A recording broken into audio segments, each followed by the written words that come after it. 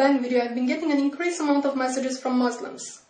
And no, they are not death threats or any kinds of aggressive or insulting messages this time. Instead, they are trying to bring to my attention that the Big Bang Theory, as it is explained and accepted by scientists today, was revealed in their holy book, the Quran, 1400 years ago before the theory even existed. And they argue this by bringing certain verses in the Quran which, interpreted correctly, they say, clearly describe the Big Bang cosmological model. I will insert them in the sidebar. Also, if you do a search on YouTube by the terms Quran and Big Bang, you will see what I mean. It's all over the place.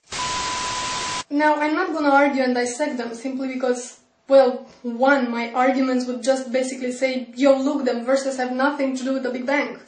To which the responses would be, oh yeah, they do. And this can go on forever. And two, because you can read them for yourselves. I mean, the claim that these verses have any scientific merit to them is as ridiculous as putting a miniskirt on a sumo wrestler and calling it a ballerina. No. He's just wrong. So instead, I'm just gonna ask one question to the Muslims making this claim.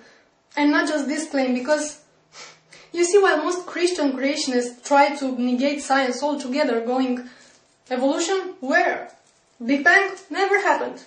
But no, Muslims have a different approach. They go, it's all here in my book, man. See this verse here? This is what it really means. You got pawn, motherfucker. Allahu Akbar.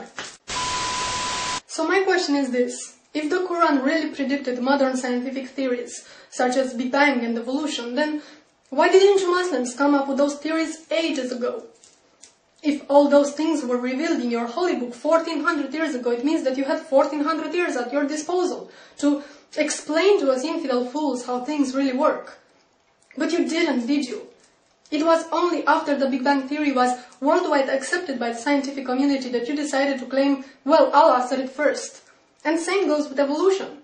So, why? I'm just asking.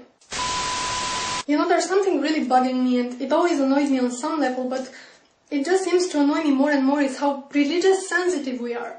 And especially when it comes to Islam. I'm sure you remember when Western Standard magazine published those cartoons, those Muhammad cartoons, that all hell went loose. And the publisher of the magazine was interrogated by the Canadian Human Rights Committee because he disrespected this holy religion that doesn't even know the meaning of human rights. It's sadly ironic. And this wasn't an isolated case. The same thing happened to Maclean magazine, I think it was, in 2008. Or the movie Fitna, which got banned. And the filmmaker was prosecuted and investigated and banned from entering the UK. All this while he was under constant death threats from Muslim extremists who were offended that he portrayed Islam as being violent. Again, the irony. And what annoys me even more is the converts. The people who weren't indoctrinated into this religion from childhood, but grew up exposed to human rights values.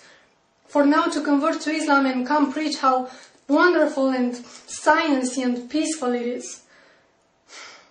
The religion of peace that punishes apostasy with death.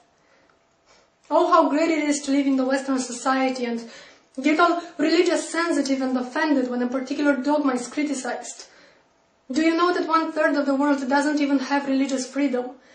And it's not a coincidence that those countries are so populated they account for almost 70% of the world population. Let me say this again.